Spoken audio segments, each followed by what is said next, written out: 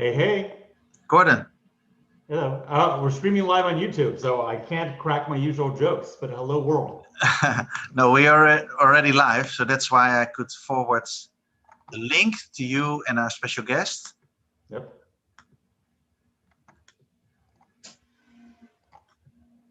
So I'm gonna onboard a couple of people who are also here in the waiting room. David, Giovanni, Mr. GA. And I think we're Good gonna morning. Hey, David. Hi, good morning. And I think we're gonna have a translator for someone, and we need Eloisa, of course. Good morning.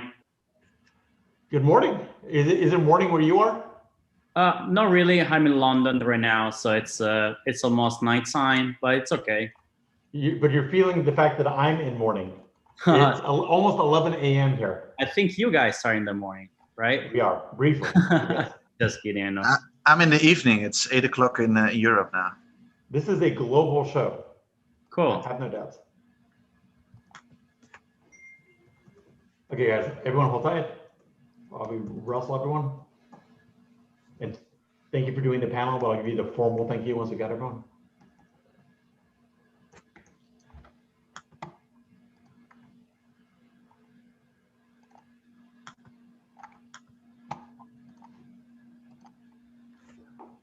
Giovanni, just for your info, we are already streaming live on YouTube.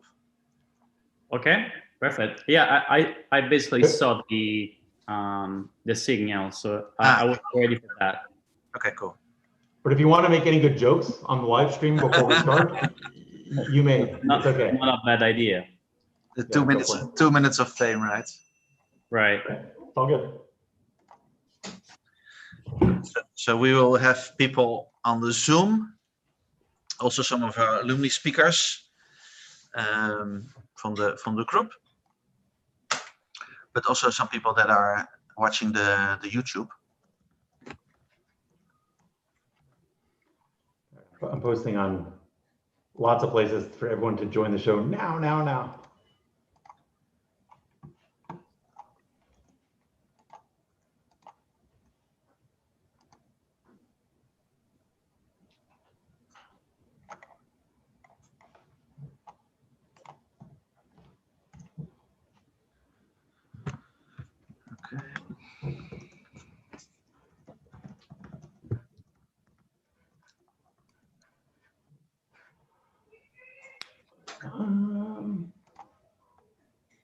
Oh, they're Sergey good.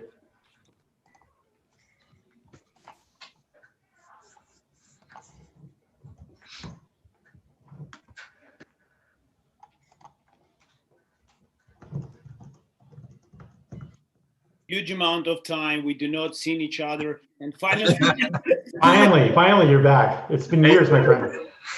my pleasure. Hello everyone. Hi. Good morning. Hello. You know, Giovanni, on your side is good morning, but on my side is deep night. Still. Wow. Where are you based? Yeah. He's in Moscow.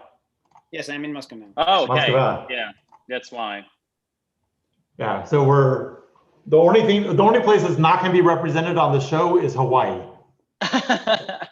and we may get Hawaii. We'll see. Right. You know the person who is in Hawaii maybe now. I'm talking about Miguel Santiago. Oh yeah, there you go. We can get him on. Oh, look, we got more people coming. Yeah, Christian is also on the call. He's from Good morning, everyone. Hi, Christian. How you guys doing? You good? Good. Fantastic. You ready? I was born ready. How about you, Sander? Oh, damn, I like that. we got Mark. We're from the same continent. Oh yeah, yeah. Yeah. Born Fantastic. Born ready. So, well, are you in Europe now, Christian? No, I was supposed to go, but I think they locked everything down. So probably January gonna help it a little bit. Okay. Yeah, can't complain.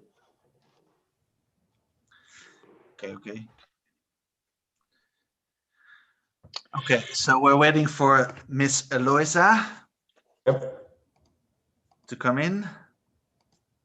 We'll give it a couple minutes here. I'm gonna send her I'm gonna close. quiz voice.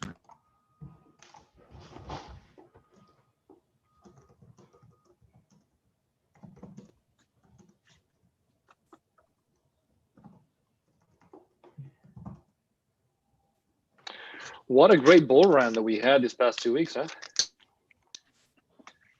It's getting there. Unbelievable. Yeah. Yeah. Yeah. The I warm have up. a good to share with you guys about some technical analysis and showing where it's supposed to go. So Cool. exciting. Okay. I just dropped it in the Oh, there chat. she is. Ah, here's Eloisa. Sun. Yeah, it's just I have the sun in my face. Let me. Okay. So this. Okay. Should work. Okay.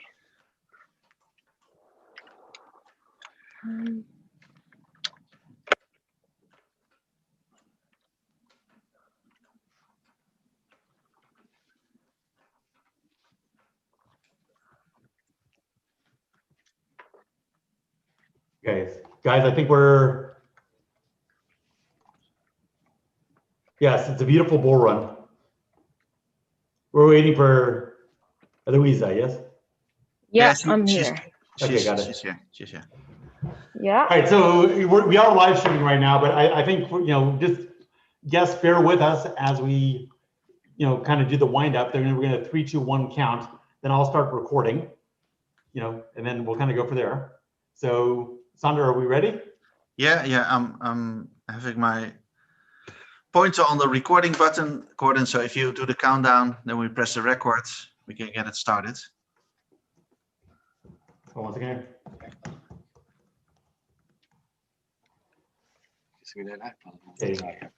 Sorry, I'm dealing with one little silly thing. Eloisa, we're losing the top of your head is cut off. Yeah, I know. Just wait a second. I'll be back. Okay. Okay. I don't want to lose half There we your go. head. No, of course. Good? Okay, looking sharp. Yeah. Yeah. All right, Sandra, yes? Yeah, go. Good. 3, 2, 1, go. Sandra. So, good evening, everybody, or maybe good afternoon or good morning for some of you. This is our second Crypto Wednesday show for today.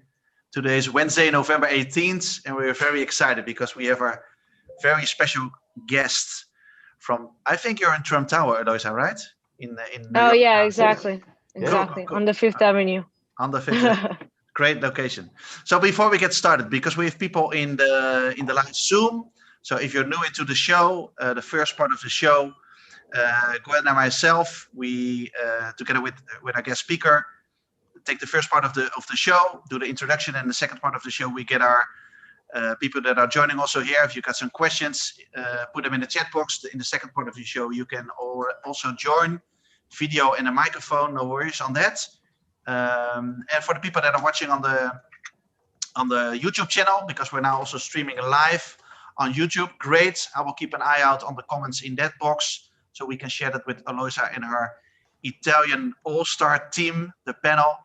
So we're very excited. So before we kick off, like I said, any comments or whatsoever, put it in the chat box. We get it to the speakers. And before I hand over to my friend Gordon, for the people that don't know me, let me introduce myself. My name is Sander de Bruin. I'm from Amsterdam in the Netherlands, in Europe. It's now a little past 8 p.m. in the evening. I've been involved in the crypto and blockchain industry for a couple of years with some projects. Currently now we are getting ready because tomorrow morning, 10 a.m. European time, we've got our first investor pitch online event for a great project that I just onboarded in. It's europechain.io. So for everybody that's curious, send me a message. I'll send you the invite if you want to join our webinar tomorrow morning, 10 a.m. Central European time. But in this call, and this is Crypto Wednesday, this is an initiative that Gordon and myself took. We started about 4 months ago. We said, you know, why don't we do a live show every Wednesday? We get some of our industry friends like Eloisa involved, and just share, whatever we are learning from the industry, insights, latest developments, bull run, yay or nay. And that's where it started. Yay. Yeah. Not nay or nay, yay. Now it's a big yay. So we're very excited. And this is a free show. Sometimes people ask, is there a compensation model? No, this is a free show. This is just us paying back, getting our friends together, building a community, building a network where people can share opportunities and ideas and thoughts with each other. So before we go to our guest speaker, Gordon, you're in LA. What time are you now? Yes, I am still in LA. It's 11:05 a.m. This is our second show today. So just to remind everyone, this is the highest energy show in crypto. Okay, and I got a garbage truck right outside. This is perfect timing. I love it. Because we can roll with this stuff. So yes, 11 o'clock a.m. It's not our usual 5:30 a.m. But I gotta thank Eloisa, if I'm saying the name correctly, for putting this all together. And this is the time it worked. And that actually ended up making us double productive today. So big round of applause. If I was still drinking coffee, I would drink coffee. Let's just say I'm drinking lots of Earl Grey tea these days to keep pumped. And just a final note before we dive in, I want to say to any Zoom bomber who comes on here, believe me, you're not dealing with amateurs. We will identify you. We will smack you around like little you-know-whats, and we will dispose of you out of our Zoom. So, if you have some daddy issues to work out, it's okay. You're red meat to us. So that's the message to all any Zoom bombers who join us. I think we'll dive right in. And Eloisa, your screen went blank, but I want to start with you since you're the powerful instigator of this show. Are you with us? I think we well, she will read. Yeah. I'm sure she'll rejoin. Okay, Danielle. We lost her. She will come back. Do we have Danielle? Christian. There you are. There you go. Hello, everyone. Hello. Okay. How are you? Can you hear me now? Yeah, we hear you. Oh, Danielle, there you go. Okay, I'm just going in order. Danielle, you got like a black background behind you. You look very mysterious. No, simply because now I am in my car. So for me, it's night now because I'm in Italy and now it's 8 p.m. here. So I was driving my car and now I parked my car to follow you. Wow, okay, I appreciate that. Okay, well, just to lay the groundwork, this is an exciting all-Italian panel, except for me. Believe it or not, I'm not Italian, nor is Sander, rumor has it. I think he's Dutch. No, just kidding. And the topic is data is the new oil, so start drilling. So we have a very interesting topic today. We're gonna go through each one of our guest speakers who are each individually awesome, and we are going to get their backstory. We are going to get, I always say it's like the Wolverine movie, like we're gonna get their origin story one at a time. So not just what they're up to today, but how they came across blockchain, how they came across crypto, how they got involved in this area, because I love that stuff. So Danielle, Mr. Mysterious Guy in the car driving around Italy at night. Let's start with you. Tell us about you and tell us about DT Circle. Yeah, DT Circle. But start with you. I want to know the man. So DT Circle is the project that I'm building now from Italy, and I'm honest with you. First of all, I'm very happy to stay here with you because you have to imagine that now in Italy we are really under difficult time to understand all these new technologies. So imagine that I'm starting with a business based on blockchain and big data from Italy. That is not so simple. What is DT Circle? DT Circle is an ecosystem based on big data. It's mean that all members that we started to use the app that we are developing, browsing web for messaging apps or something else, of course, they are generating data. Now, thanks to DT Circle, they can start to receive the value of the data they are generating during browsing online, and the value is recognized by a cryptocurrency directly in their wallet. So What I mean, now, of course, you too, you are browsing web in this time too, thanks to Zoom or Google or Facebook or what you want. And you are generating a lot of data every time that Google, Facebook is using to statistics, to analysis. But what is, in our opinion, the real problem? That people that use web really is not using a service. They are the product of this service, because Google or Facebook are using data from people to worth billions of dollars every year. Okay, but for the users, what is the real advantage of all data they are generating? Nothing but just an easy research online or an easy buy of products. So we want to invert the system. Imagine that inside an ecosystem you can browsing your web, use your messaging apps exactly how you are already doing by yourself at this moment, but with a very big difference. You can check in any time, thanks to the blockchain, what is the value of all data you are generating in any time. And this value is recognized directly to you thanks to a cryptocurrency, not for trading, but directly spendable and exchangeable and usable, really like a stable coin. So it's means that, of course, you prefer. I'm sorry, you have a cryptocurrency based on the data, your project? Do I hear that correctly? Yeah, exactly. Okay. So it means that the value of the currency is directly linked on the quantity of data generated by a community. Okay, and as well, you that use our apps during the browsing or during your messaging, you are generating data that increase directly your personal value. So this is a very big difference, and is a very big challenge that we are approaching.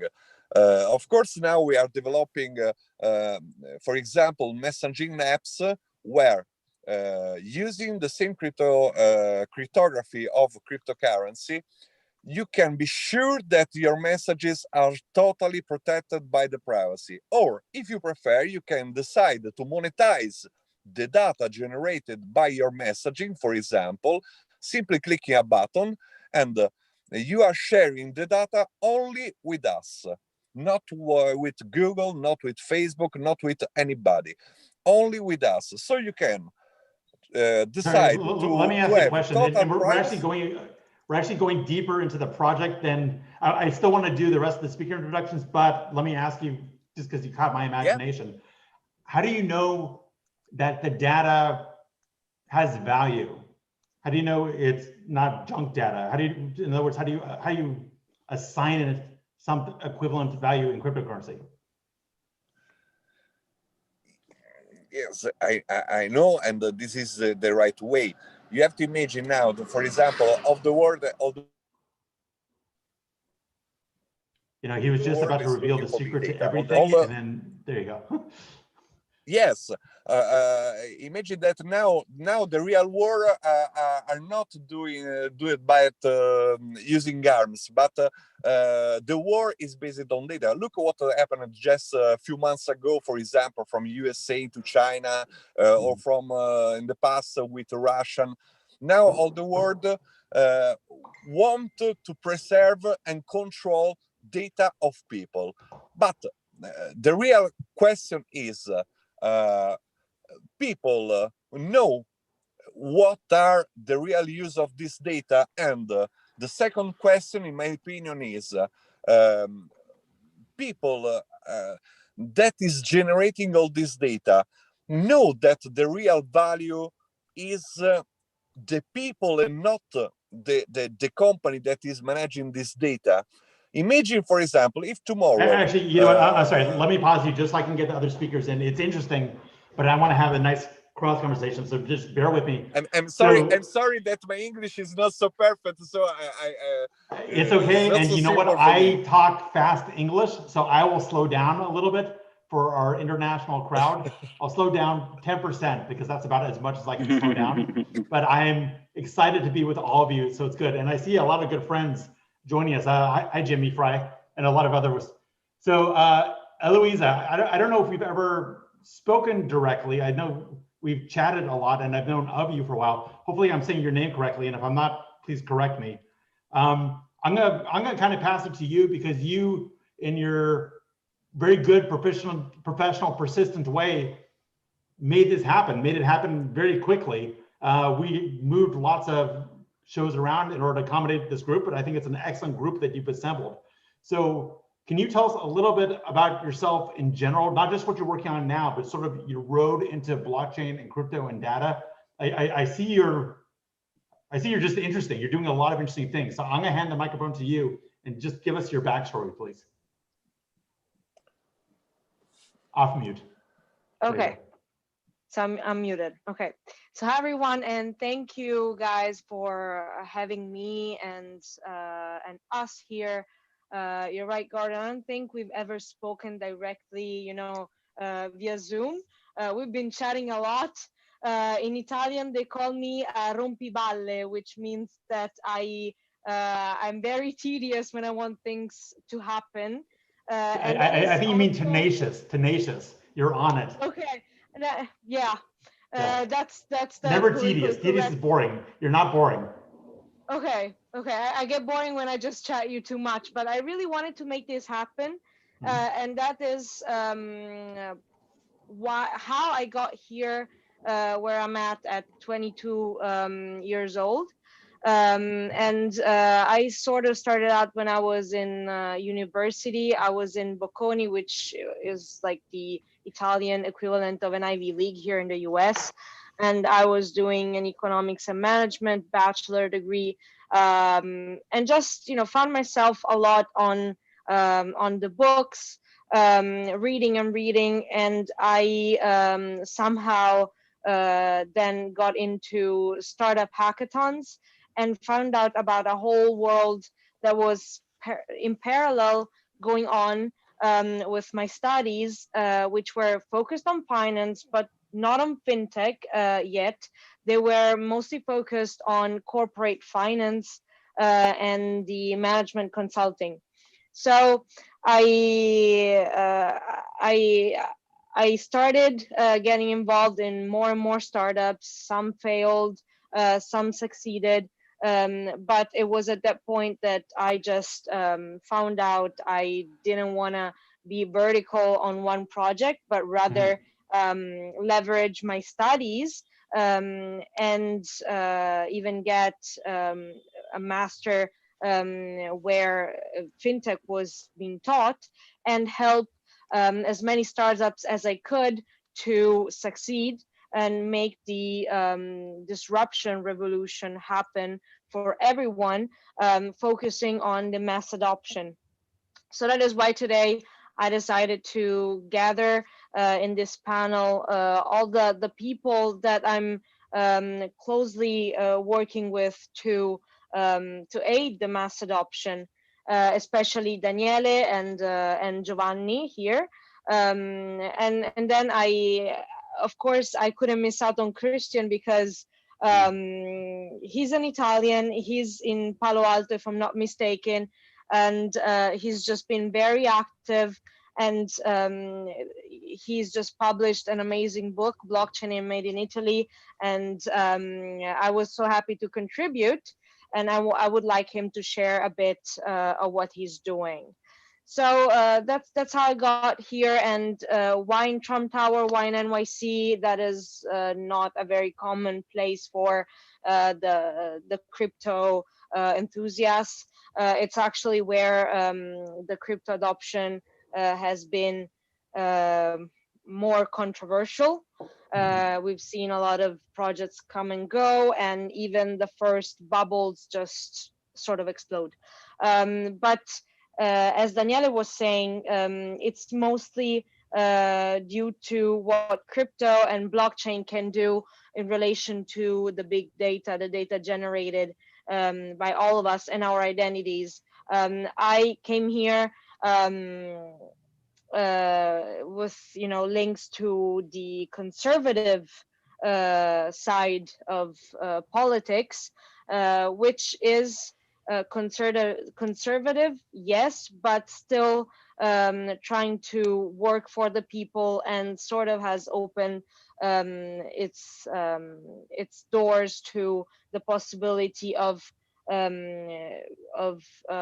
making the people self-sovereign with their identity and aware of the data they're generating. And in that, Daniele is involved as well. Lastly, a word to Giovanni. I'd really like him to give us his insight on how the traditional stock markets are also looking at these new projects. And I saw someone asking specifically, like, how do you value something that is pegged to big data, to the big data? And I, Daniele, and Giovanni strongly believe that the stock markets could help in that. In a sense of a liquid, efficient market, or specifically in the sense that I'm sorry guys, I ruined the surprise, but we are gonna go on an IPO soon with Daniele's project, and we are gonna see actively how the traditional market will work with its invisible hand to help come up with a good value for the assets based on big data. So interesting. Let me pause you there just so we can get the other speakers to introduce themselves. By the way, we have an audience of over 500 people for this. So wow, congrats, guys. We love it. Yeah, I think a lot of people, we pulled this together quickly, and it's bearing fruit. And also, Eloisa, once we go through the speaker introductions, you generated a fantastic list of questions and topics. So consider yourself both a guest and co-host. I think we're gonna. Okay. I'm gonna get to relax for once and kind of shut up a decent amount and let you kind of run the panel. But let's go through the other speakers first, just so they have a moment to introduce themselves. So, Christian, you had a good beginning intro. Please continue. Tell us the backstory. Sure, appreciate that. I think most of the folks already done a great job introducing me, and I'm very much appreciative of you kind of inviting me over on this panel. I think there's some great names and great leaders here. I'm Christian Ferry. I'm the founder and CEO of Gear, and also recently we published a new book called Blockchain and Made in Italy, like Eloisa said, where we talked mainly about. I'm sorry, let me interrupt 1 second. Is there an Amazon link that we'll be able to put into the show notes or something? There is actually. I don't have it here with me, but I'm sure I'll figure something out. You'll get that over to us, and with you. Yeah, can find it. Sure, great. Appreciate that. So through that, I think we had a great presence of Eloisa in that book as well.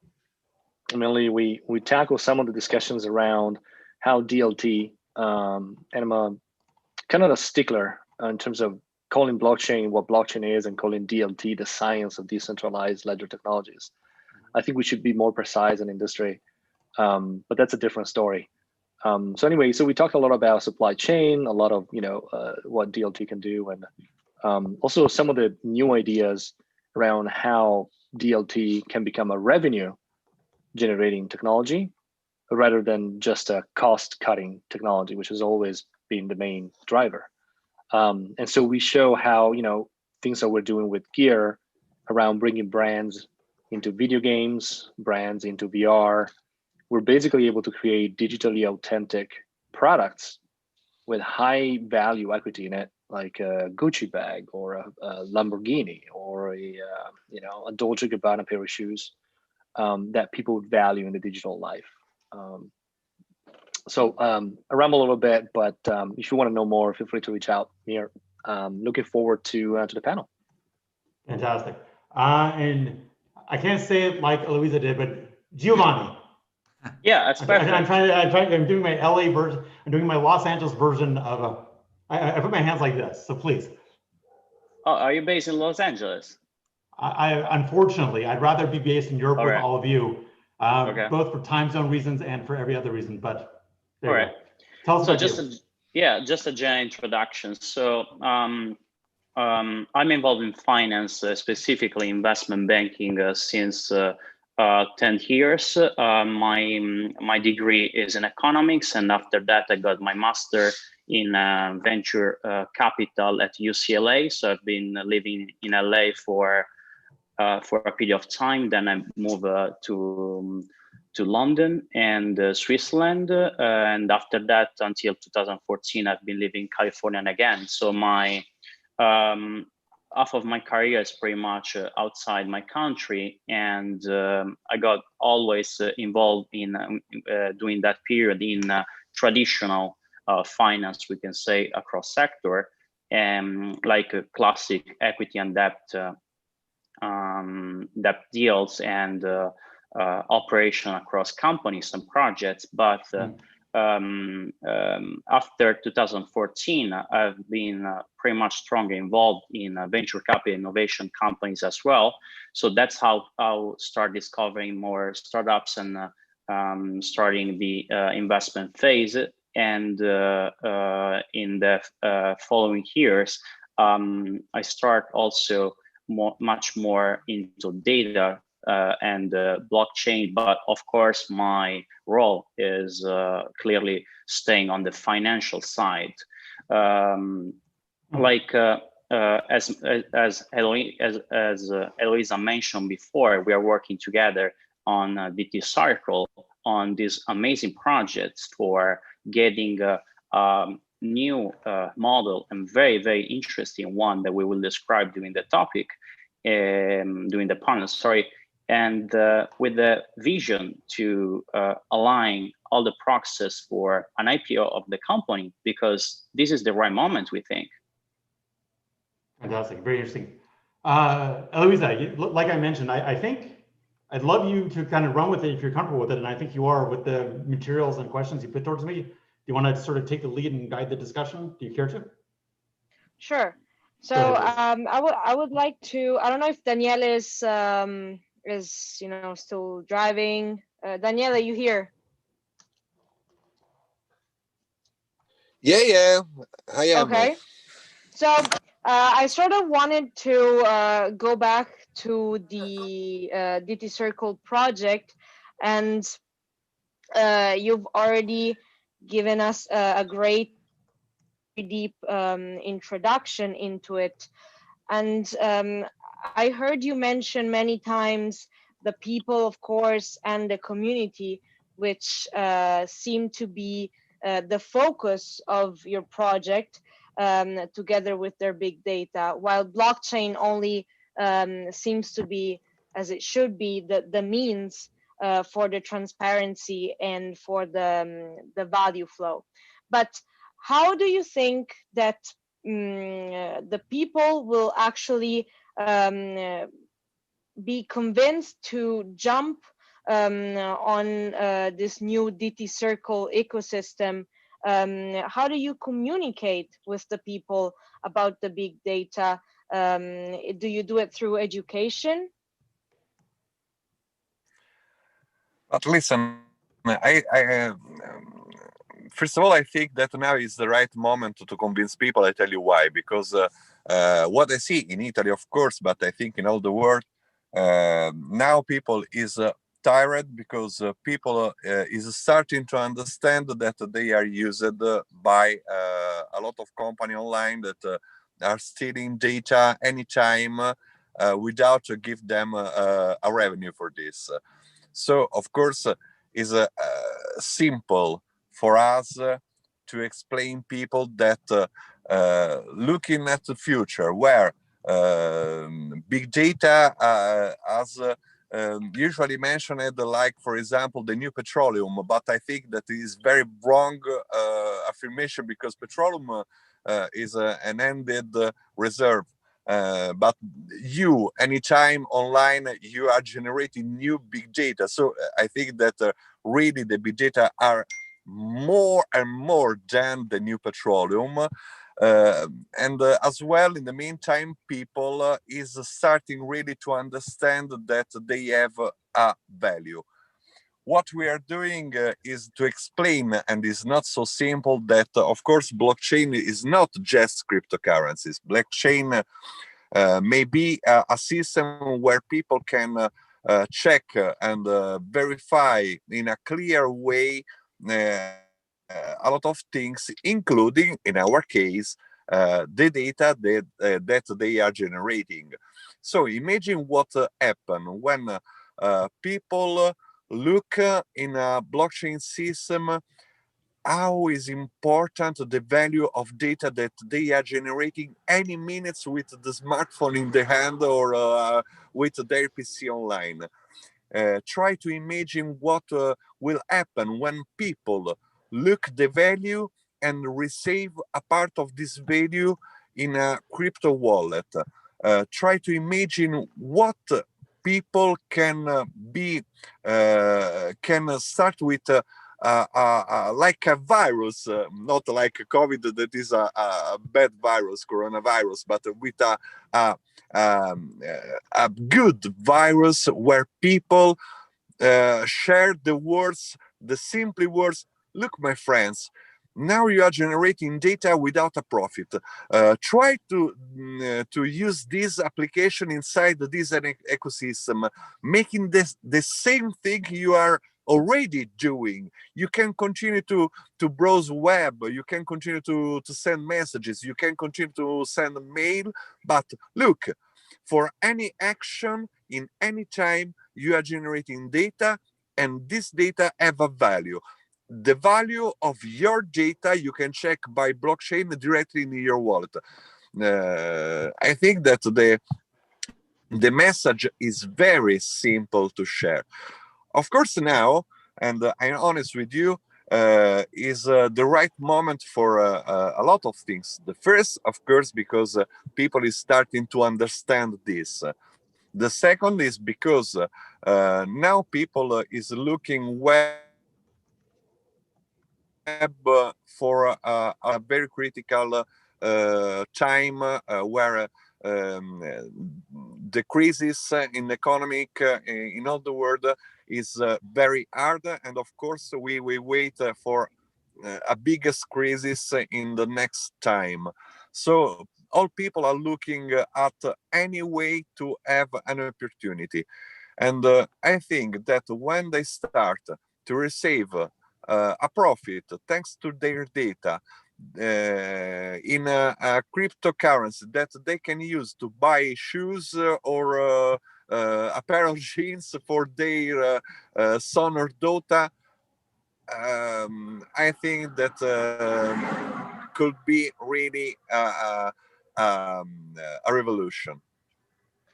Yeah. So I've spoken a bit about the future listing of this big data based crypto project, and I will go through that with Giovanni later. But Daniele, how did you study the big data market, and how did you predict the value that the tokens could have had based on the big data? Did you do any research? I am thinking that maybe you looked at, how much Facebook, Google, and so on are paying for the processed data. Is that it? Yes. You have to imagine that now, for example, look Facebook, because Facebook is the most the biggest platform that are using big data, of course. You have to think that any account in Facebook, the value is around starting from 80 euros to 120 euros. Try to multiply this for all the accounts that are in Facebook, and you can have just a part of the big data market. The last research is projecting the total market of big data around 1 billion until the end of the next year. And of course, it's more than any previous done in the last month, because thanks is not the right word, but it's perfect in this case. Thanks to what happened with the coronavirus, where a lot of people was locked in their house, the value of data have an acceleration very, very important. But I want to tell another thing. You mentioned Giovanni that is helping us to approach an IPO. Mm-hmm. And for somebody, it could be strange that a company that is looking at new technology, at tokenization, is looking as well at a classic market. But I think that now look what's happening in all fintech, in all system, in all government. All the world is doing the same thing, is try to connect an oldest word with a new word. And it's not so simple, because are two different words with two different speed. And we will try to do the same. Why I'm happy to approach a classic market thanks to an IPO, and why I'm continuing to the process to the tokenization, because maybe the first time that there is a real connection inside the same company, the same system, that is linking the classic and oldest word to new word. So I'm not looking just for a financial opportunity, an IPO, but to a real demonstration that classic word and new tech word can go in the same way. Yeah, of course. And I've seen some of the questions pop up. Actually, one of these was sort of what I was about to ask you. So I don't know, Gordon, Sandra, if you pick up questions while you moderate the panel. Anyways, I wanted Eloisa, to... I'm actually enjoying having someone else do this, and I'm drinking my tea and just enjoying it. So just okay, great. Just roll with your own style. You know, and just to be clear, you know, again, I'm just getting to know you, but I can tell by our interaction, I'm comfortable and confident with this. So just, it's kind of fun. So just go with it. Okay, okay. So I have mentioned that I'm here in New York City, and that I'm speaking about the big data and the blockchain and crypto with some ex-political administration. But anyways, Daniele, you and I have been speaking before this panel on an app that is called UApp, or UUP. Which is a word pun, of course. And it is an app that completely runs on blockchain. Everything is truly encrypted. And politicians, of course, are interested in that. So what could the political the political side to big data tokenization and just big data integration with blockchain be? Listen, I'm happy that you are talking about the new song UUP. But I want to just before to explain what is UApp. UApp is an app really similar to WhatsApp, but with the big difference. Imagine that WhatsApp is an end-to-end cryptography, but as you know, and now all people know, the end-to-end cryptography can preserve the privacy, but not a total privacy. And this is the reason why Facebook is using parts of WhatsApp messages to receive big data from people. What I mean, that people is using messaging thinking that their privacy is totally protected, but it's not so true. So what we done, if you agree with me that at this time the Bitcoin cryptography is the most cryptography in the world, and if you agree with me that the Bitcoin cryptography is very strong, otherwise we are discussing about the possibility that an hacker or a joking guy can access to the cryptography of Bitcoin, and I don't think so. Imagine to use the same cryptography inside a messaging apps. It means that we can show to people that really their messages are protected by a very strong cryptography, because we are using the cryptography, the same cryptography of Bitcoin, to protect privacy and inside the messages. Of course, government are looking at this app, but the answer is simple, because government need an aside to have the to manage and to have the protection of the data of people. Look what's happened a few months ago. All fight for, because it's now very important that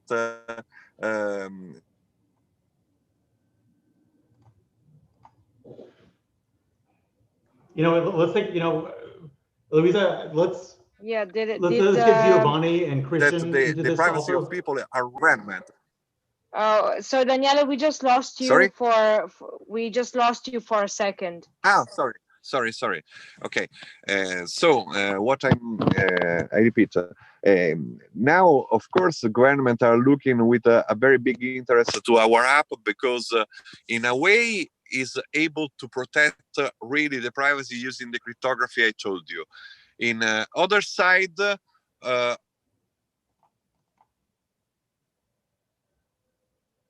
course, it can be used to entrepreneur industries. But in another side, if people start to use this app in a state, the government could be sure that all data generated by the people are not shared or diffused in other part of the world. Look what was the fighting for TikTok example. Of course. So let me pause you here and get back to Christian. And I wanted to ask him, since he's been for a long time in the US, working from Palo Alto, what does he see in this new opportunity of actually using blockchain to value more our big data? Yeah, good question. So I think we're at the very, very beginning of this, I would say, era. And I think there's a lot of use cases that we haven't even conceptualized yet, become clear as we start testing, experimenting with this new technology effectively. We know that data is the new oil, and how data is going to flow and use is going to determine a lot of things around the world, whether it's for individuals, for enterprises, for governments. Actually, Christian, let me ask you a question. I hear that expression a lot. Data is the new oil, and obviously there's sort of the superficial meaning that it's with the powers of the world economy and it's liquid and goes here and there. Is there any deeper level to it? And there may not be. I'm just trying to tease it out, because that's an interesting analogy. Like, people say Bitcoin's the new gold. you know, data's new oil. Like, what the? Is there any other layers there? Well, yeah, it's a good question, Gordon. I think, you know, what DLT can do when it comes to data is, and, you know, this word has been used a lot, democratize access to information and use of data. You know, there's some case study experiments happening right now around patients' data. I was on the board of a company that was allowing patients to own their own health records. And basically they would have, they had a passport. They still have a passport, their health records that they are permissioning out to clinics, to hospitals, to any sorts of medical professional that needs it.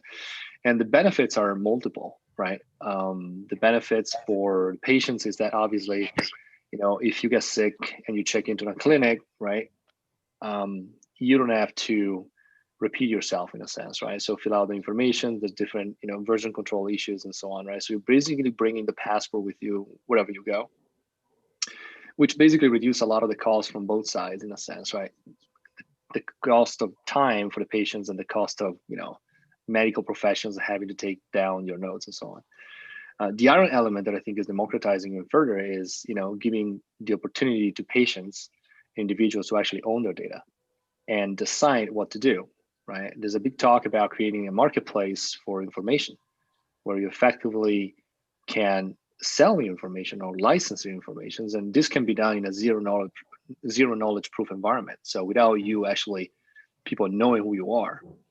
And so that would basically, you know, level the playing field in a sense, right? So it's no longer the big co's making money off your data. It's about them asking who's got the data and who's willing to sell it to me, right? So these are some of the use cases, some of the experiments that are happening. But as I was saying at the beginning of this conversation, Gordon, I said, you know what? I think what you're making me realize is the uniqueness of oil is there's a global spot market for it, and regardless of where it originated, it has value somewhere, and it's standardized. And what you're saying is evoking in me the idea is that data, in some ways, when it's properly packaged and properly sort of managed in what you're talking about, acquires those commodity-like characteristics. Yeah. Is that fair to say? Yeah, correct. I mean, it's two things, right? It's access to data. Mm-hmm. Obviously, if you think about, there's a lot of siloed system around the world that there's a lot of data. Think about the city council or the land department of a country, right? Or of a city. All their system and their servers are siloed. If you want to access, are you saying siloed or silent? Siloed. So they're like self-contained. Okay. They're not connected. So if you want to, for example, pull up an information about a parcel in Santa Clara County, you have to go down to the city and use their terminal to do that, right? So that's not accessible. So one of the things that DLT can do is find a way to share that information in a secure way, right?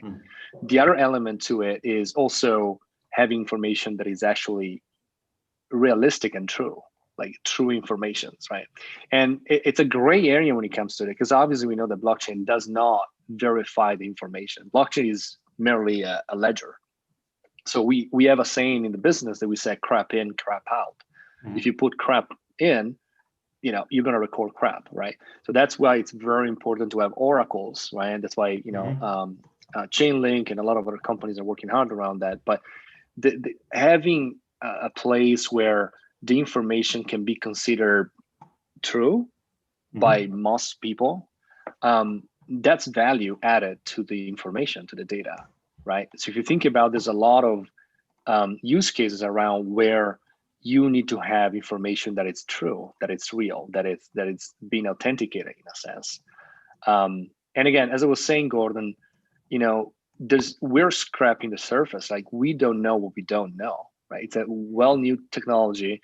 We know there's a lot of use cases that could be applied to it. It's just, I think it's too early to tell. And a lot of this thing will come out with experiments, like it happened for the internet, for the cell phone, for the computer. So interesting. Yeah, and also something else I wanted to ask you, Christian, is an ecosystem is made up, you know, of so many actors, and especially when data of the people is involved. There are a lot of very interested actors, from public administrations to just the private entities.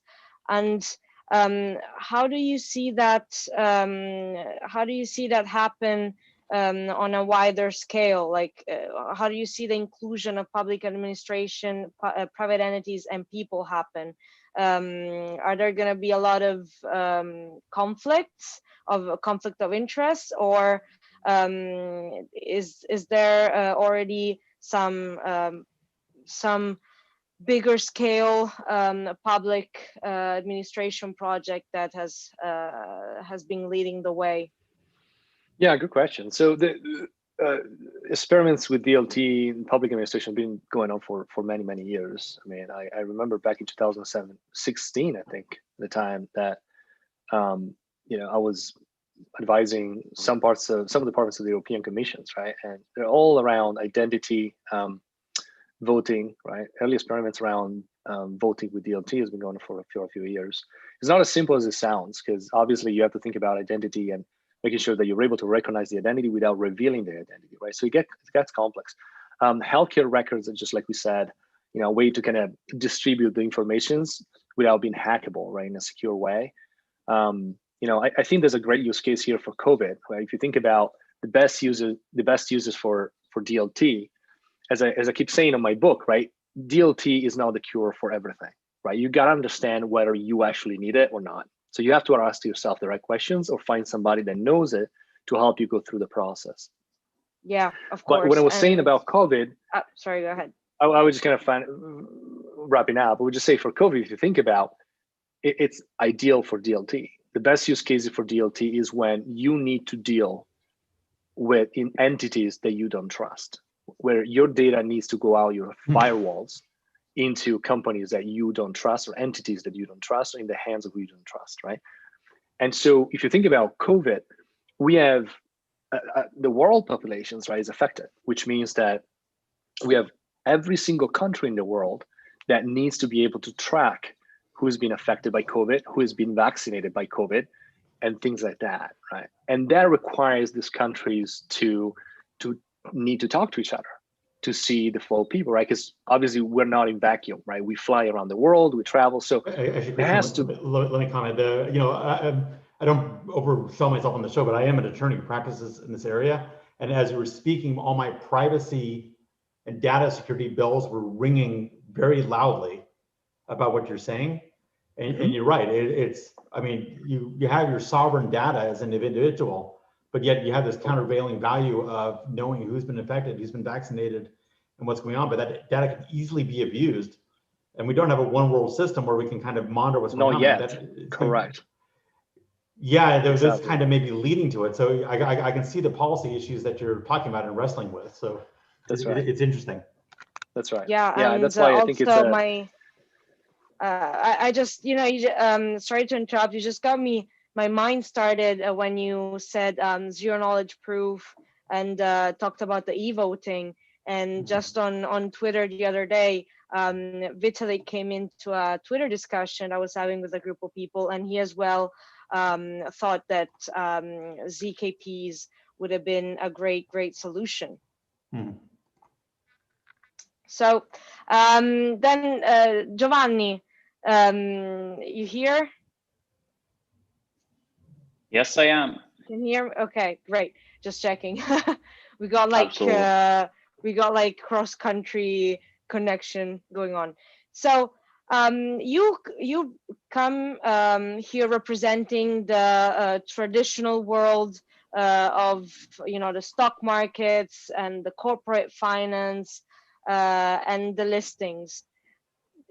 Observing the listings, especially from London, now I think you're in, what do you see the trends being for the 2020, 2021 years? And do you see these projects, being successful on the stock markets? Yeah. So let's me start from the beginning of the 2020, just as an introduction. I think this has been quite interesting here if we consider the uptrend and the downside at the same time during the year, because we face three interesting phenomena that increase volatility a lot. Clearly, we faced with a pandemic, the pandemic with the shutdown of the global economy, and which caused also a global equity market collapse, but not in every country, as we will see later on. At the same time, we faced the US election, and with the Brexit here in UK, and that affects Europe as well. So on the pandemic side, we saw an interesting fact starting in the US, where we saw the US bond yields just getting down below the 1%. And this affect the major equity markets that trade at more expensive valuations in terms, of course, of price to earning ratios. The fact is that with the pandemic, so many important policies from the government has been put in place, and the question now on the bond side is to understand how quickly the government will try to repay those debts with the measure that they put in place with the pandemic lockdown. Clearly, every country has different policies and different recovery. The US are, for historic reason, quite faster. And on the equity side, we saw an impressive outperformance of the US stocks versus the non-US stocks. For example, if we saw that the Nasdaq this year just overperformed 25%, while the FTSE 100 here in UK got a downside of over 10%. So that's pretty impressive if you just compare the equity. But what's the main reason of this? The main reason it's I mean, we can find just looking at the composition of the US market, where the US market is so overweight of technology and healthcare stocks. And this clearly affect the growth of the index and the major index. It's clearly the reason of the data, as we were talking before, and the funds effect, so Facebook, Apple, Amazon, Netflix, and Google. We saw, in fact, during this phase, that these stocks, including of course Microsoft, just composed 25% of the market capitalization of the SP 500s. So that's why, with just these 5 stocks that continue to grow, even if so many companies are or collapsing or getting a downside, the index still remain high. That's why we are trading on the high price of the index in last few days. We are just making new high day by day. That's why. And technology stocks, based on this analysis, essentially got 2 main factors from the lockdown. The first one is that clearly with the decline of the government bonds, the investors, because so many investors were typically investing in bonds, but there's a challenge where the investors were typically looking at more technology stocks like long duration, because they were expecting to grow earnings just long term, not in short terms. But with that decline, they made essentially the present value of this future earning more valuable now. And of course, because the second factor is that the lockdown just creating the fact and the reality that the consumers went online for purchase. They were making video call technologies, or like we are doing now, we are using technology for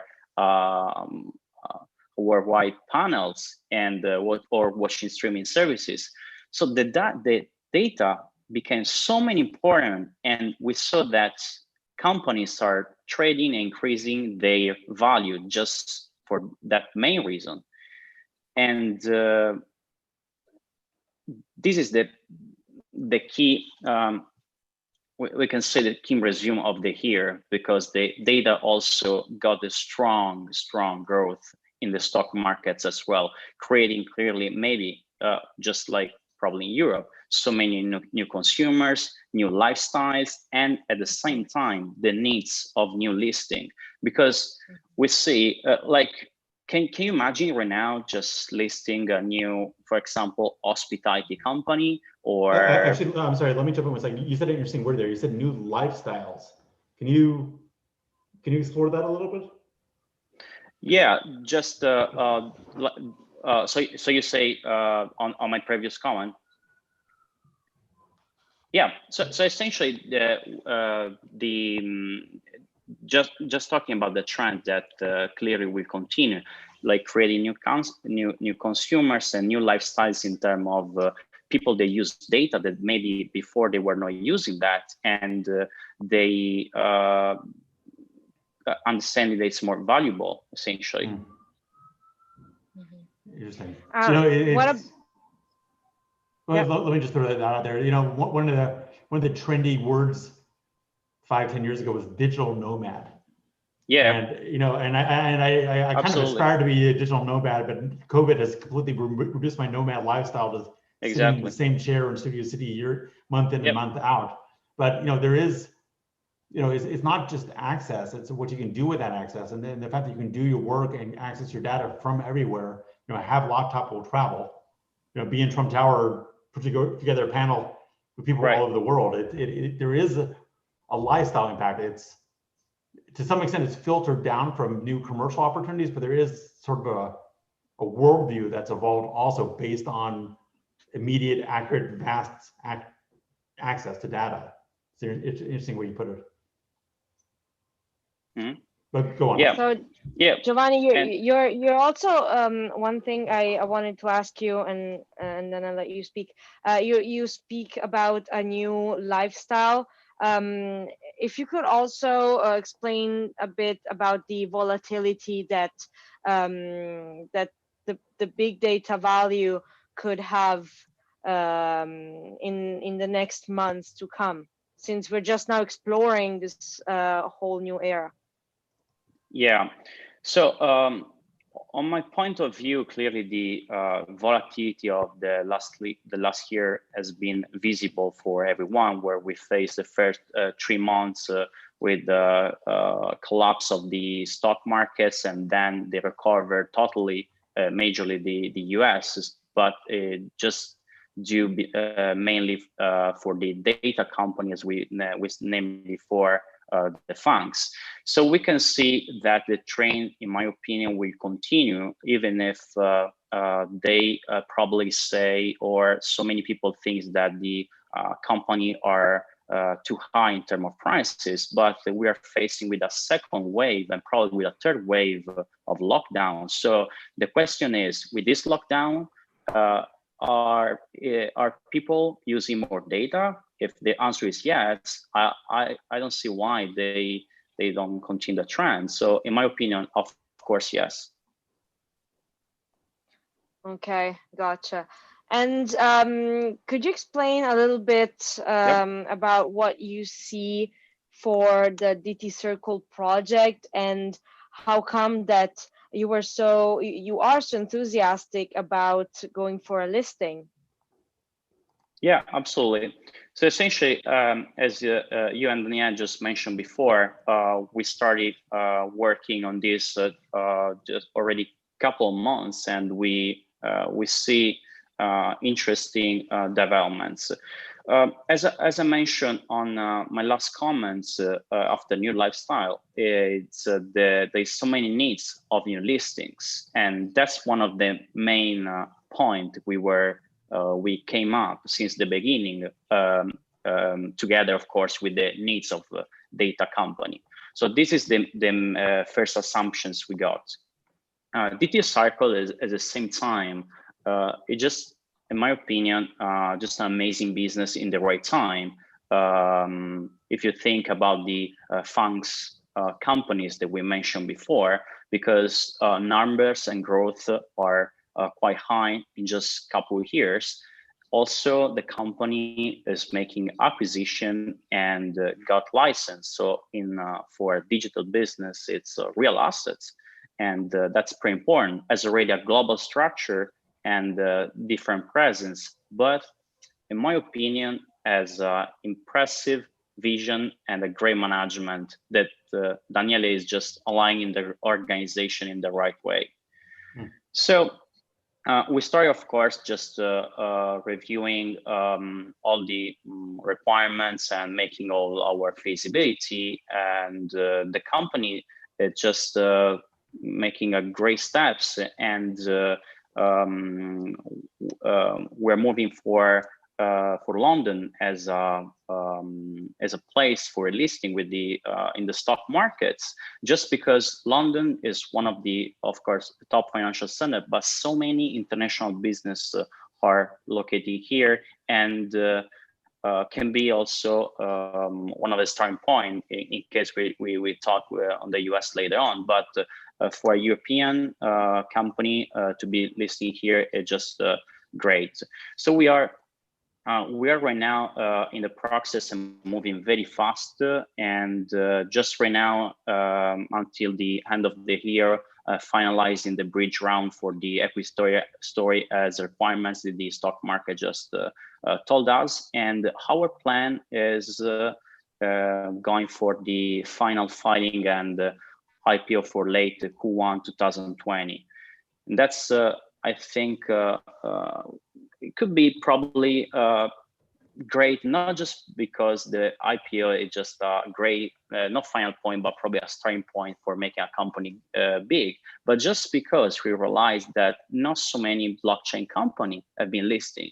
So also, if you think about, we could probably make an interesting achievement on the valuation and the business model that we get in. That's our big goal for the moment. There's huge potential, and Exactly. Just to wrap it up, and then we'll go for the open forum. Yeah. I was speaking about this with Tom Vase just the other night. I had him over for dinner here.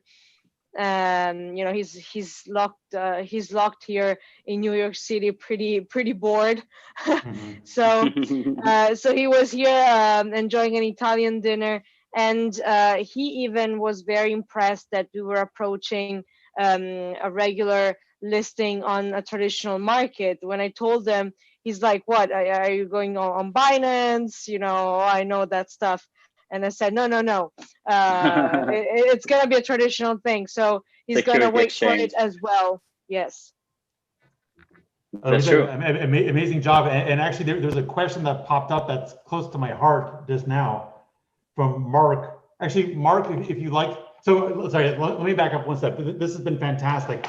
We're now at the part of the show where we go to open forum with our alumni speakers and dedicated repeat attendees. Because that's where things get even more lively, though I think it's been pretty lively so far. Mark, if you're in a position to, would you care to, there I see you. Do you want to address your question? The one you just put in? Yeah, Hi. I just wondered, if you're listing in London, are you listing on AIM or the main market? So basically we are considering both options, and why. AIM market is clearly great for our requirements and can be quite easily, but the main market, it's probably our goal also because the other blockchain company has been listed there. It's called Argo Blockchain. Have you already hired all your advisors? How far along the process are you? We're working on that. Okay. And then thanks, Mark. And Sergey, I'm gonna bring on Sergey. He is our Moscow counterpart. He's our man in the Kremlin. Sergey, are you available to unmute and video? I know I kind of just threw that at you. Good, and otherwise we head over to Richard Ross. He's also here. He's got a question. Oh, we can do that. Okay, we'll let Sergey come on in a second. Richard, please. I would just respectfully suggest that if you're serious about not dying, don't list on either TSXV or London AIM. The former has warrant coverage, which is ridiculous. And so you're basically getting no valuation. And the latter has no coverage by the market. So you go public and nothing happens. And it's worse than being a startup in any way. So you have none of the upside and all of the downside until they restructure it. I would strongly suggest, if you don't want to die slowly, which is the worst possible way, you do not list on the London AIM. Or again, TSXV, or TSXV for other reasons. I believe one of them might have a relationship with Montreal. If so, don't do that either. But yeah, that's it. Do whatever you want. No. It totally makes sense, but just to reply to your question, so essentially the only move for the AIM was just because the requirements were quite easily spread the main market, but clearly we are considering the second options, but it's just a point of a requirement. But we know that AIM, it's not like there's no liquidity as well, and the AIM it's just more for companies that has no revenue. That's why there's no liquidity. In this case, could be just a transition starting point. So like you just start listing on the AIM and then you move in the other market. But it blows. Okay, but it's going to ruin your reputation. I'd strongly suggest. Okay, fine. You want to be tainted, but that's suicidal, I would argue. Look again at the SEC liberalized Reg CF and Reg A plus, like last week, 10 days ago. So, so let me jump in 1 second. Okay. I as a securities attorney, also, I love this topic, but I don't want to go too deep on various listing things when we're talking about data is the new oil. I'm sorry. No, don't be sorry. It's all good. And the initial kind of question, it is an area of interest to me also. So listen. I love startups. I don't want them to kill themselves. You know what? And I'm sure they don't want to die. But let's look at the chat also. Paul Marian, are you on still? You had a good point about zero knowledge proofs. Actually, I recognize a lot of these people. So Paul, Torben, Aaron, Corey, you folks are welcome to join in. Hey, Paul. Paul, if you want to throw something in, just make sure you unmute yourself.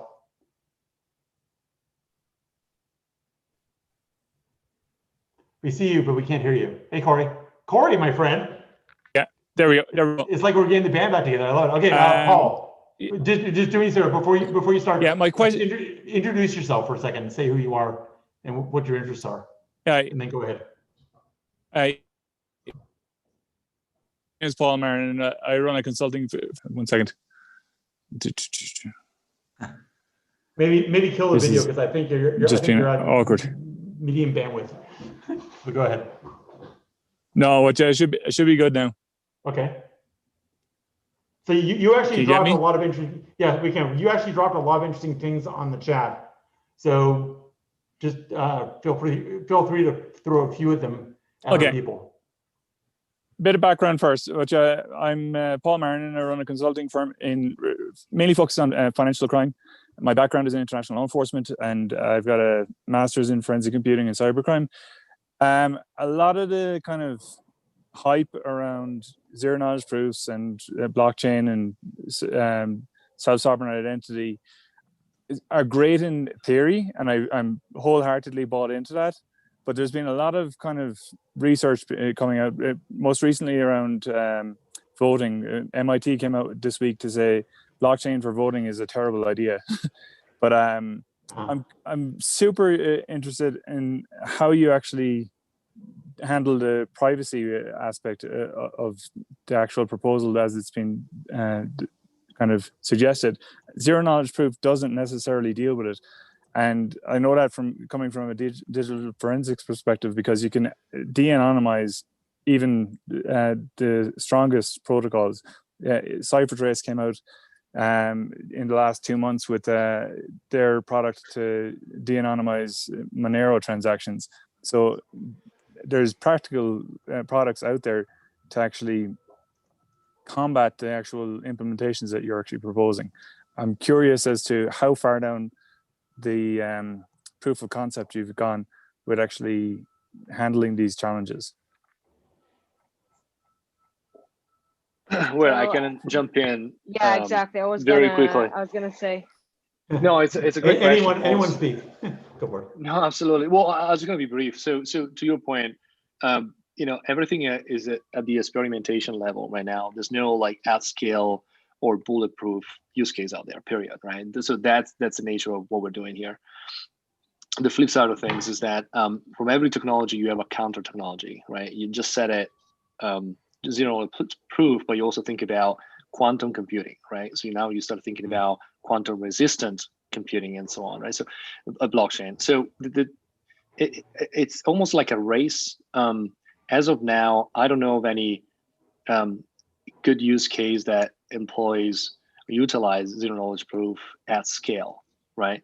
And the reason why I say a scale is because, to your knowledge, before something goes at scale, it has to be, bulletproof, right? So before you put all the patient's information of a massive clinic like Stanford, a massive healthcare system at Stanford, you want to make sure that, just like you said, information doesn't get leaked or else. So that's the point. We want to make sure that we're talking about like experimentational technology. We're not at a point where we can actually have at scale use cases yet, unfortunately, but hopefully soon. Yeah. In fairness, if you do crack that nut, you've got a fantastic proposal. But yeah, it's just very early days in the technology that you're talking about. Yeah. And Paul, you dropped some other good comments in the chat. Do you want to follow up?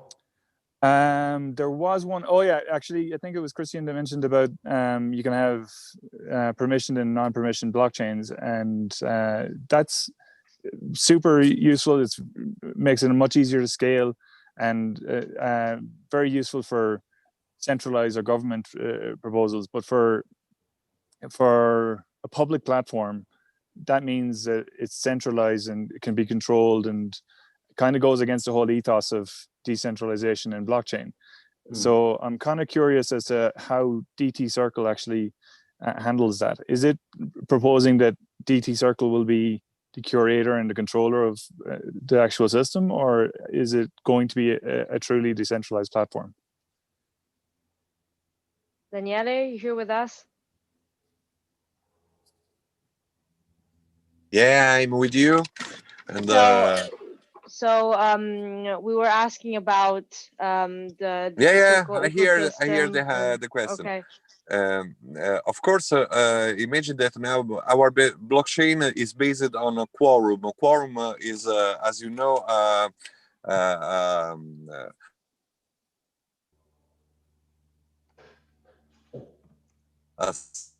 another version of with decentralization, and of course, what we are doing to adapt the blockchain in our case is to review some part of the blockchain to have more fast blockchain, preserving decentralization and permissionless. And it's not so simple, as you can understand. Oh, 100%. And guys, I have just a problem here that as I told you, I am in the car and I have two main problems. The first problem is the battery that is going fast down. But the second real problem that, as I told you, I'm calling from Italy. And I don't know if you know that in Italy now we have a lockdown starting at 10 p.m. So it's the second time that police is looking at me and is asking me when I will go. There's a man alone in his car. Yeah. He's in there for a long time. What's going on in that car? Yeah. It's the second time that blockchain. they pass and he's asking me, "Oh, you have to go at home because of the time of lockdown is near." Okay. No, we don't want to get you a fine. No, I'm so sorry. I'm so sorry, but this was my guilty because it was a misunderstanding about the time of this panel, and Don't worry, we're happy to have you. It's okay. No, I'm very sorry. I tell you why, because I see this panel very, very interesting as well. I looked at there are a lot of professors and experts, and I want just to tell something, for example, to Mr. Christian Ferry, because I'm curious to read his book in the next days of course.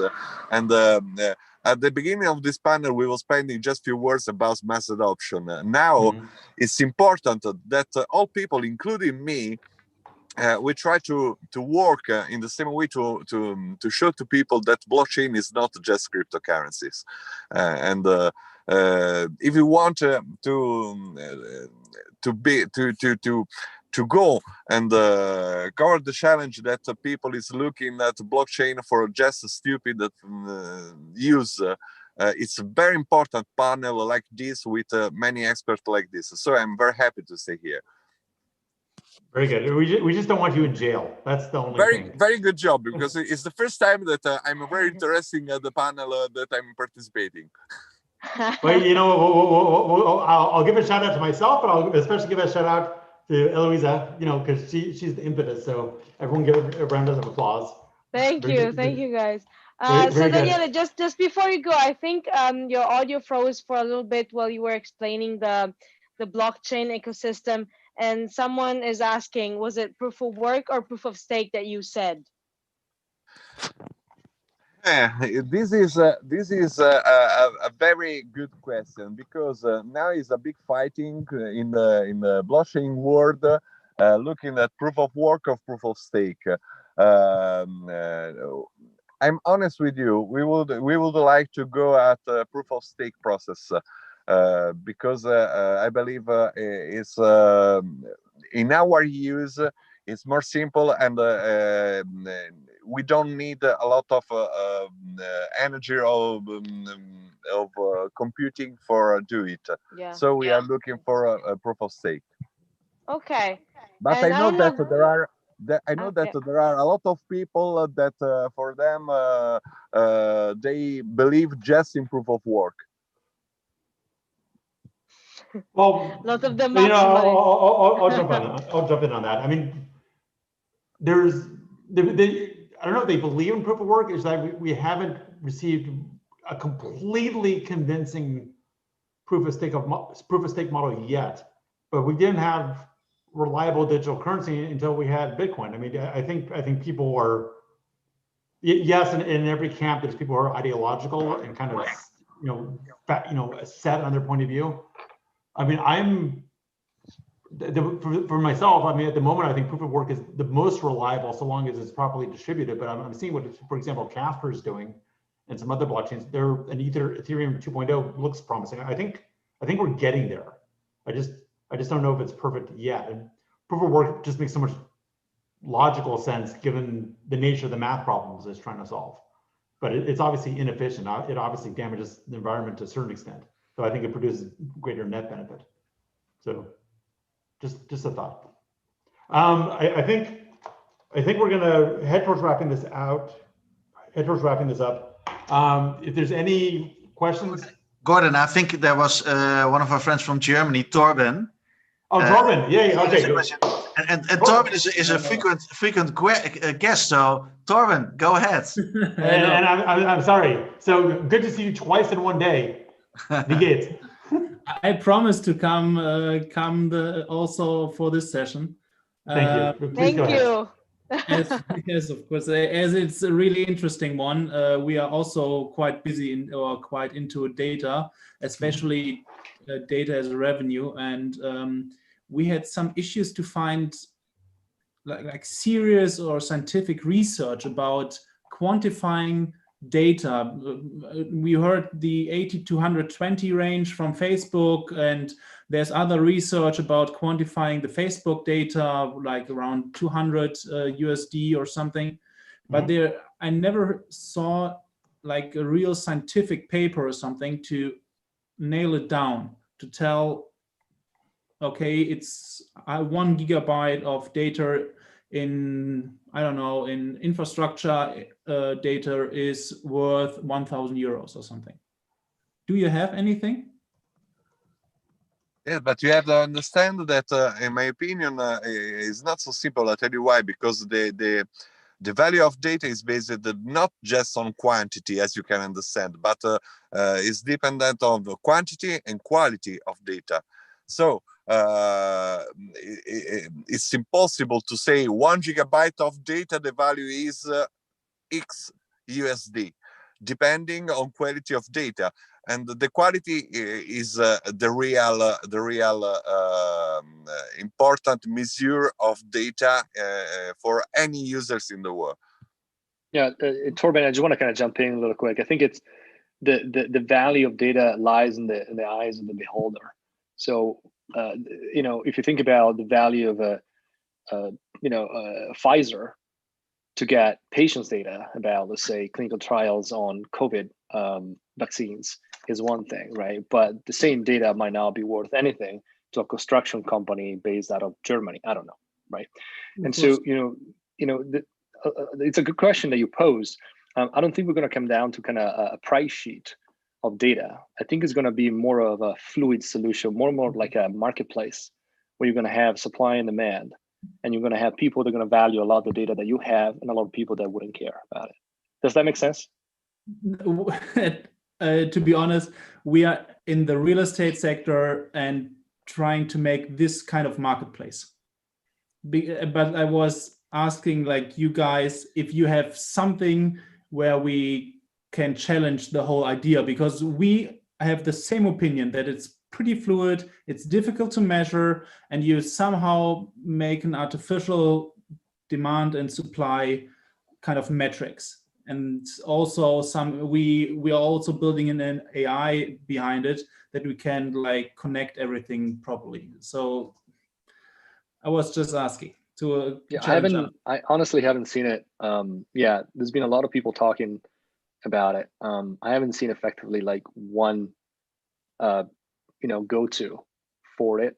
I think though that the massive opportunity here is user data, and the reason why that is because we already use ourselves to kind of give out our data for Facebook, eBay, every time that we sign up to any sorts of kind of platform, right? And the saying that if you're not the customer, you're the product.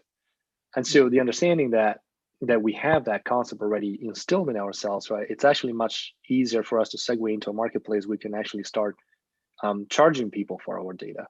And there's a lot of marketing research company out there that are willing to kind of pay for that data, especially after all the shenanigans happening with the GDPR and all the lawsuits and things like that. People are nowadays want to be kosher every time they talk about data, right? It's become this kind of, all of a sudden data becomes very important, right? And very, very touchy, to be honest. So it has to be handled properly and paid, and cannot be just stolen, if you will, for use of commercial purposes. But I do think there's a massive opportunity that has not been exploited yet.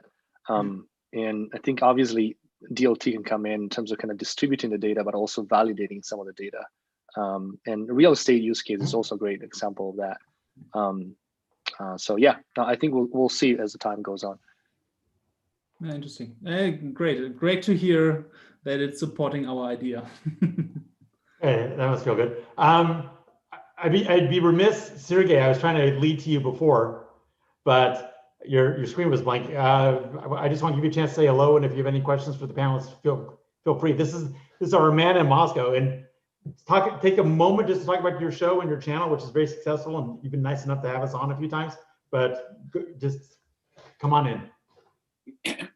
Guys, I don't have a question, but I have, I don't know, it's just recommendations or treating the data what we have. It's our own, yes, for sure.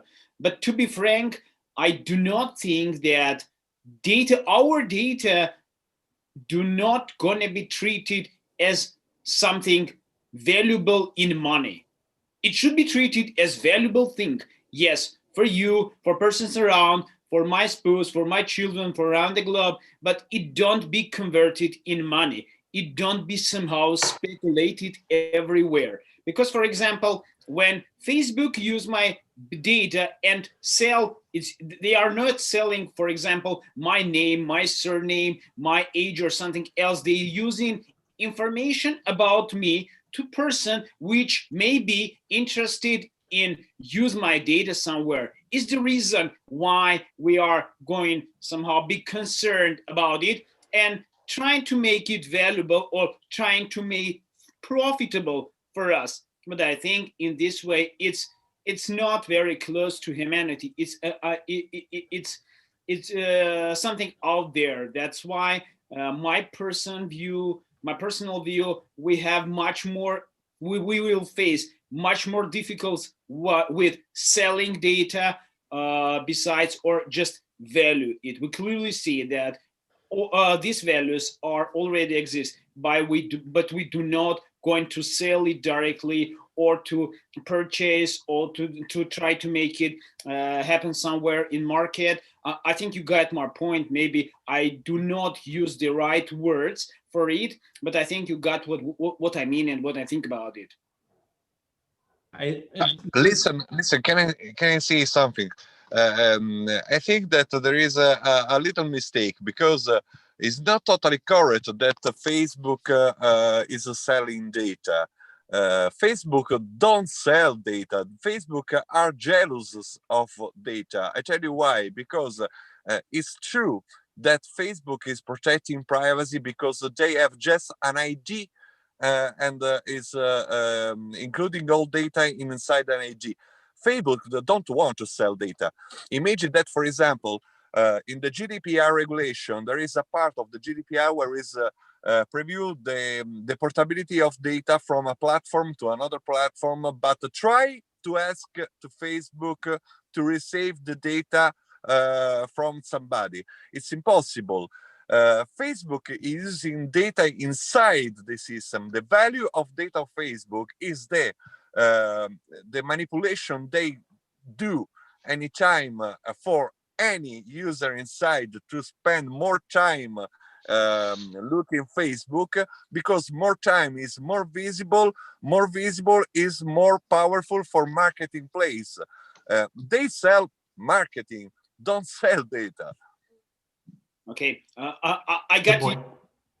You know, but actually, how do you treat it? It's not going to use as natural thing as oil, for example, because oil will just burn for starting some energy, but we can do something, I don't know, similar with the data, with the personal data, with something else. For example, with my network, you can't do something valuable if I do not include it in this in all this stuff, because that's why I'm talking about that. It's very easy to value, but it's not easy to sell, or it's not easy to sell to someone or make it on the market some kind of, I don't know, preferred in numbers. I'm talking about that. Of course. Yeah. Can I just jump in real quick? I think you guys are both right. I think it's not. Oh, sorry. I'm saying that you guys are both right, and I think we're just talking about opinions at the end of the day, right? And it's hard to challenge opinions. At the end of the day, the market is the market. So if people want to get paid, right? If market research company will say, "Hey, I'll give you half on, $500 to get to know like your street address," they'll, there's going to be enough people around the world that will say yes, right? There's going to be around, some people will say no, but that's the beauty of the free market. The thing is, we don't have even the infrastructure to think about something like that. Yes, whether it's right or wrong, I don't think it's up to us to decide. I think the market will tell. Yeah, I think I'm distracted because I don't want Daniela to get arrested, and I feel like any moment we're gonna have like the Italian police leading his head into the car on live video. Should I relax? That would double up the audience for next time, I think. Yeah, we got a good viewership. Very true. Hey guys, this has been fascinating. We're actually heading up on the 2 hours, and whenever we book these shows, we always kind of begin to think that 2 hours might be too long, but then time flies. I think. No, I'm sorry. You know what? I'm actually slightly off. There was one other question, I think. Was it Mark? Did you want to throw something in there? You're talking to me? Oh, Marco, you're there. Okay, Hey, Marco, I've just been listening. I'm loving all this. Okay, well, Marco, you always have good observations. You always throw good things in there. So I got to ask, at this time in the Caymans, are you still with your shirt off? That's the key question. No, unfortunately, I have to go meet with an investment banker, so I put a shirt on. Got it. And Nothing else. That was actually not a joke. He is known for being in the Caymans, shirts off, walking around. So is that why you have 500 people watching every time? I think it's you. I think you're the secret sauce. So Marco at least adds 3 people every time. So no, Marco, you're welcome to put a question or thought to our illustrious all-Italian all-star panel if you care to. Well, I'm Italian by heritage. Okay, well then now you're the 5th wheel. So go ahead. Well, actually, are you sure you're I didn't coffee catch there, Gordon, or is it alcohol? I'm just high on life, exactly. man. I'm high on good conversation. I'm high on this kind of Sorry, stuff. Mark. Go ahead. Marco, please. That's fine. No, I'm loving your background, but I guess the key for me is data. As you said, as the title of this whole topic is data is a thing that is the new oil. And the difference between data and oil, obviously, is that we're constantly making more of it, whereas oil is a fixed resource. I think that the biggest arguments I've been hearing so far are all around the idea of personal data, which I am actively trying to build an infrastructure to eliminate the accumulation thereof. But until we get there, yes, people are raking in lots of personal data, but they're also raking in a lot of just general behavioral data.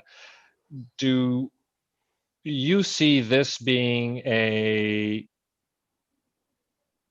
I suppose the word I'm looking for is an industry going forward, or do you actually, where I personally see this not being an industry 10 to 20 years from now, simply because the insights that we're seeking out of the data that is being amassed by all these corporations and governments and everybody else, in fact, even individuals in some cases,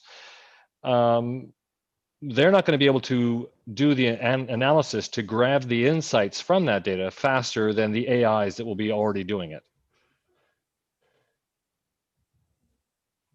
I hear a challenge. Is anyone going to pick up on the challenge? Yeah. I would like to throw this at Daniele as well, because he has an AI as well that he's working on. Is Daniela under arrest, or is he still with us? If Daniele is still here. There he is. I see him. Yeah, sorry, Eloisa. Can you repeat, please?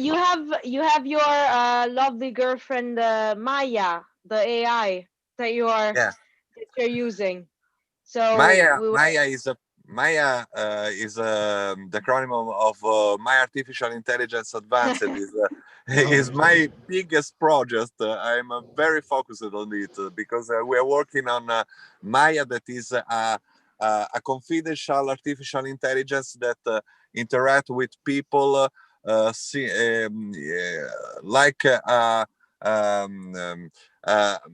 like a Siri, but more confidential than Siri.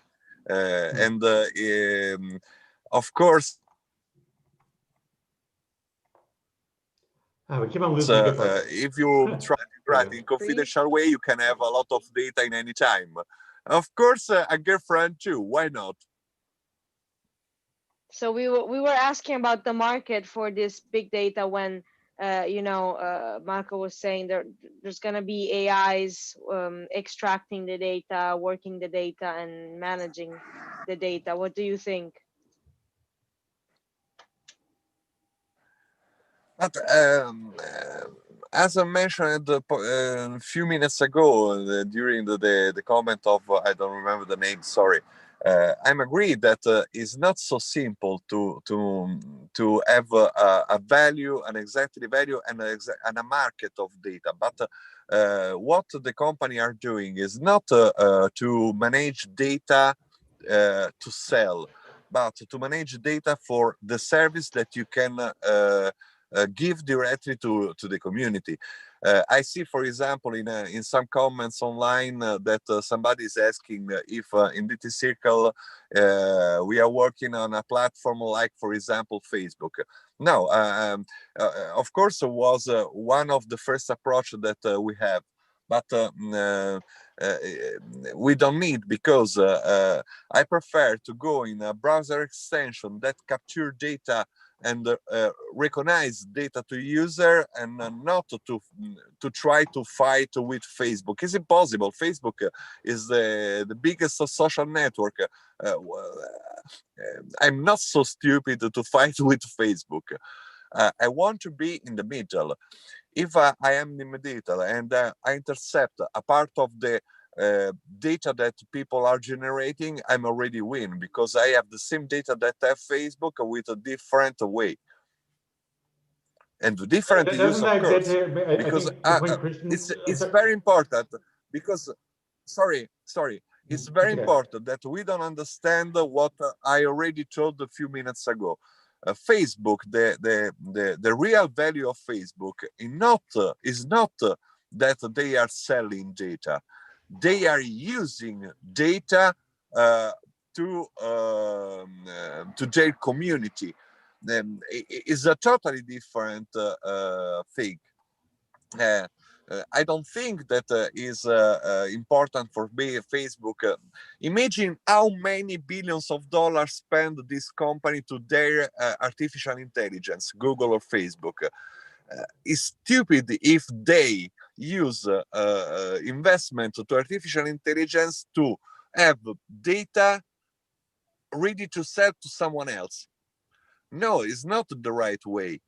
They are generating data and they are using data to have more service to promote inside the same system directly to the same users that are generating data. This is the way.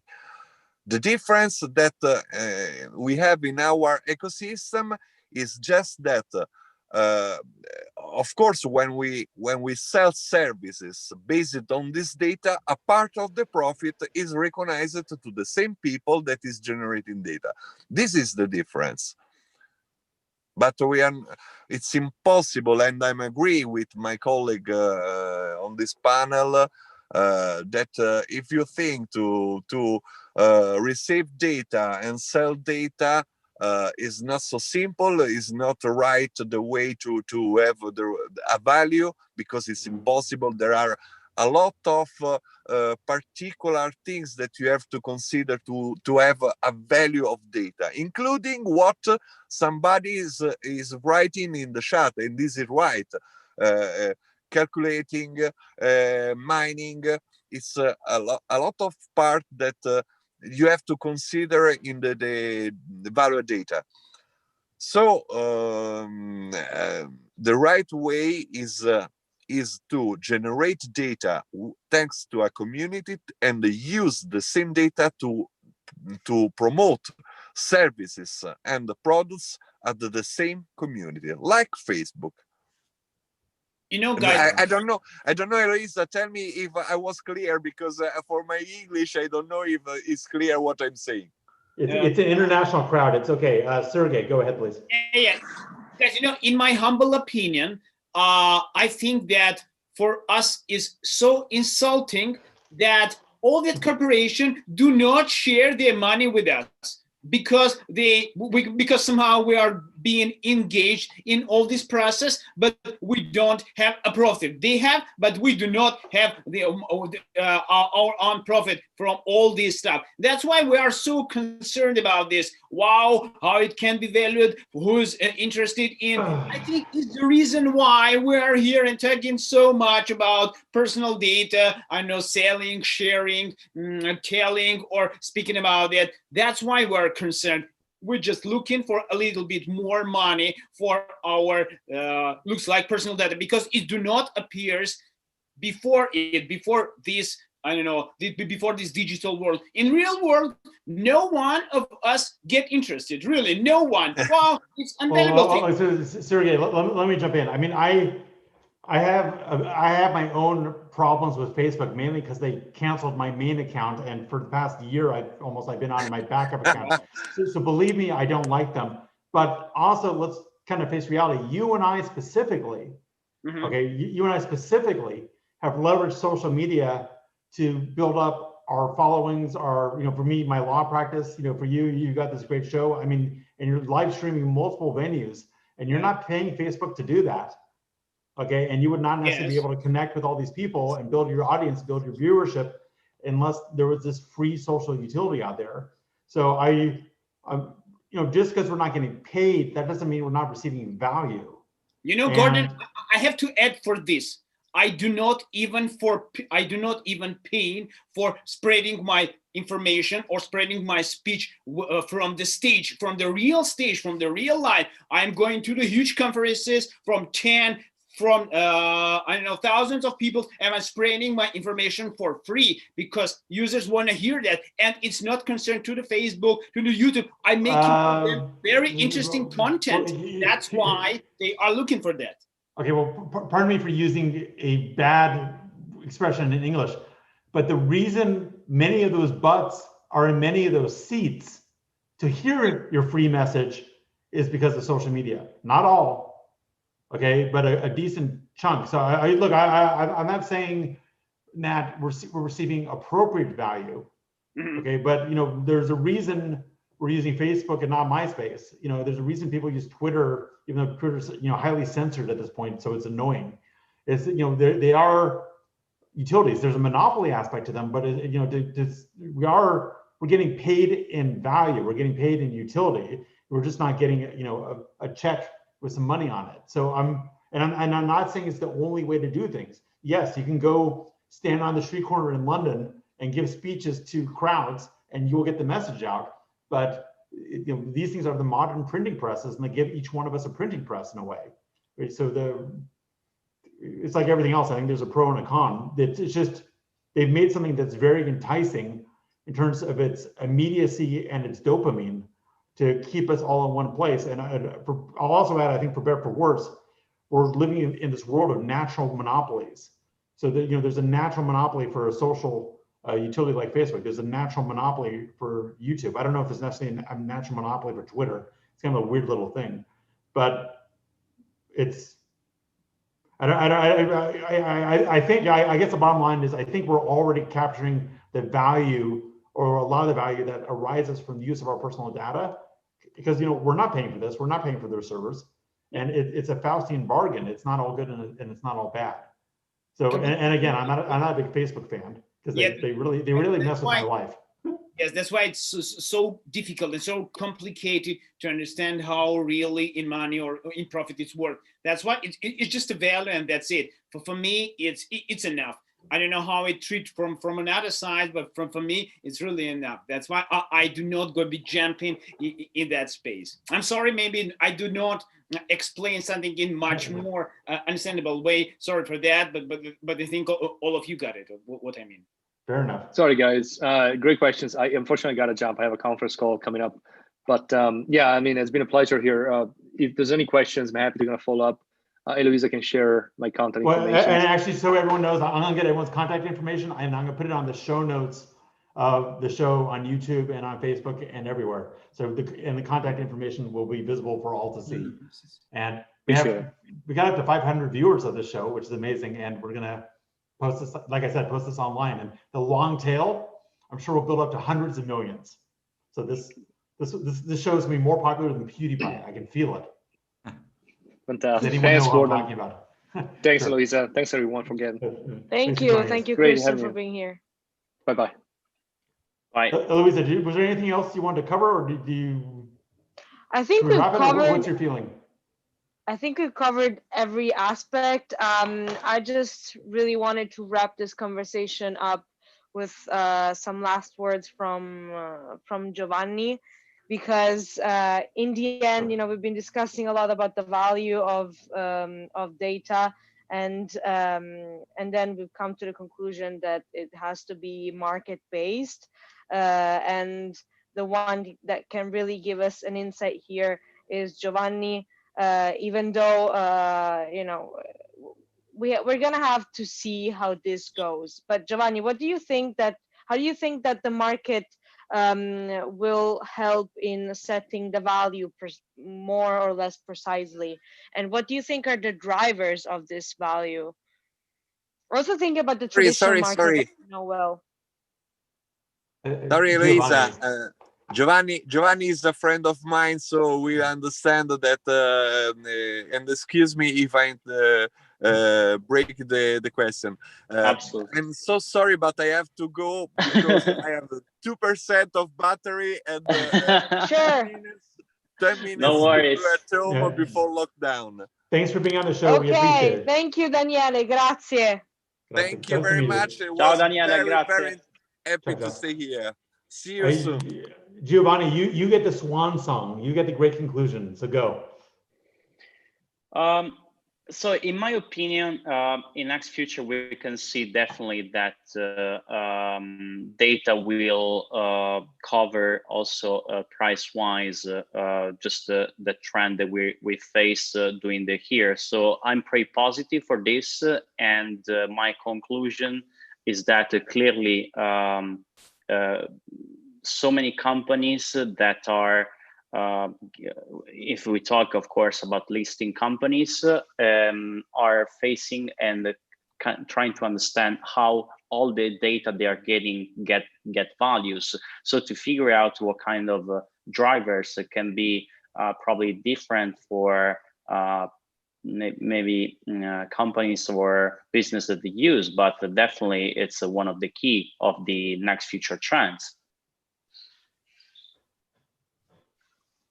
I like it. All right. I think now we're calling. We're going to declare victory and go home. So I want to thank our esteemed 3 panelists. Eloisa, hold on, am I numbering this correctly? Our 3 extra panelists and our panel leader, Eloisa. I want to thank my co-host, Sandra. I like that. I like that title. Yeah, I know you do. That was just you. But basically, I want to thank everyone. I don't think we've ever done 2 shows one day before, but it was a stretch goal, as they say, and I'm happy we did it. And Sander, do you want to land this plane? Yeah, I think you mentioned everything. So the Italians were really good, really great. So grazie mille to our Italian friends all around the world. It's good to see Marco again in the show. Marco, thank you for being part. Sergey, also Torben, Richard, Aaron, Christina, and also my friend Gordon. So thank you all. Please join our Telegram channels and press the subscribe button on the YouTube channel. Don't forget to like. And the like. We had over 500 live viewers, so we really appreciate that. Next week we are here, same time, same place, same link. So we look forward to seeing everybody. But for now, have a good evening, good day. Talk to you soon. And again to our Italian friends, grazie mille. Ciao, ciao. Ciao. Grazie a Grazie voi. mille, Thank ciao. you. Grazie You guys a have been tutti. great. Cool. All right, recording's over.